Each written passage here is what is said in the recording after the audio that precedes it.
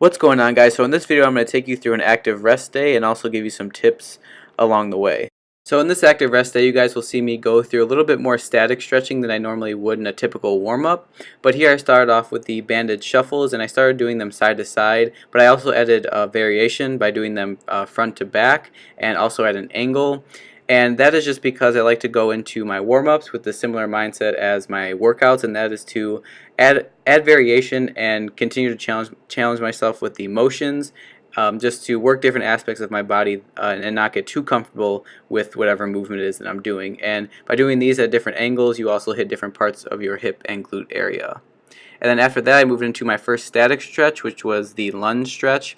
And with these, I like to stay as vertical as possible to get a good stretch in my core area, but also mainly my hip, the front of my hip or hip flexor region. So if you guys are doing these, just try to stay as straight as possible and get even deeper into the stretch.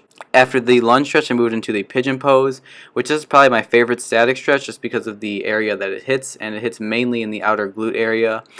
So if you guys are doing these, try to do it for about 20 to 30 seconds and get a deeper hold with these. And as you guys will see here, I like to just lay into it for about 20 to 30 seconds, again, just to get deeper into the stretch. After the pigeon pose, I moved into the banded kickouts, which were similar to the banded shuffles at the beginning of this active rest day. And again, I added the variation to these to work my hip and glute at different angles, and also by doing the kickouts this way, I'm working more of my single leg.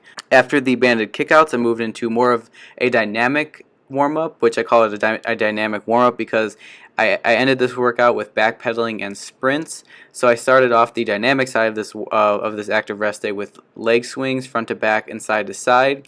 And then I also did the lizard crawls, which I did those, or I usually do the lizard crawls when my upper body is feeling tighter than usual, or when I want to just get a fuller body warm-up. And these are really good for working core stability and, again, hitting your upper body and lower body at the same time in one movement.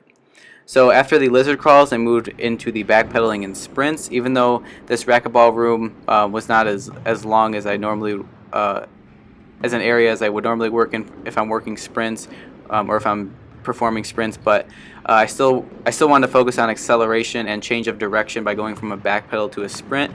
So that was my main focus with doing these in this workout, and also just getting my heart rate up and getting my blood flowing.